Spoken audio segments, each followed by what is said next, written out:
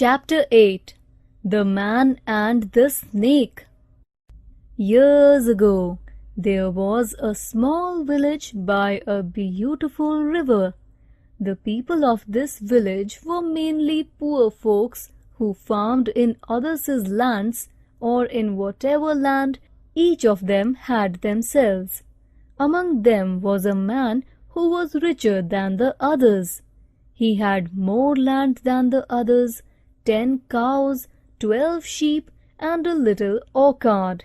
He had a loving wife and 3 sons to look after him. But he was always worried about his youngest son, who happened to be naughtier than his siblings and was always full of mischief.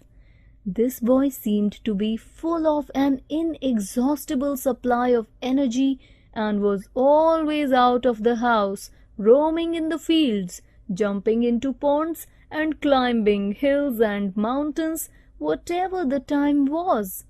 But misfortune struck one day, when the boy mistakenly trod upon a snake's tail during one of his adventures. The furious snake hissed and bit on his foot. The boy limped back to his parents, crying out of pain, but his helpless family members could do nothing. One of the old physicians, who was expert in treating snake bite, advised to cut one leg of boy to stop the venom. Now the boy lost one of his legs. However, the boy informed his father about the whereabouts of the snake and how he had been bitten. The incensed father took out his axe and hunted down the snake, which happened to live in a small hole beside a tree. Again and again his axe fell upon the snake, who somehow managed to escape each blow until one powerful stroke cut off part of its tail. Bleeding and crying out of pain, the snake carried its body with great difficulty and slithered into one of the holes between the roots of the huge tree. "First they trampled my tail, then they dared to cut it off," muttered the creature painfully.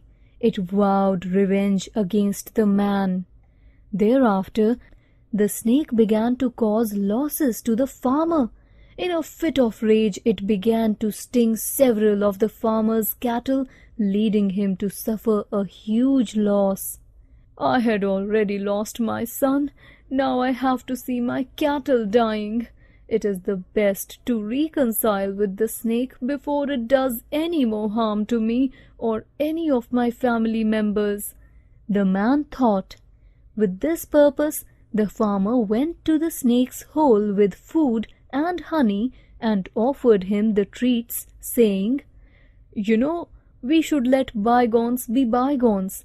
There was no enmity between us as such, so why don't we forget and forgive each other?" "You are right.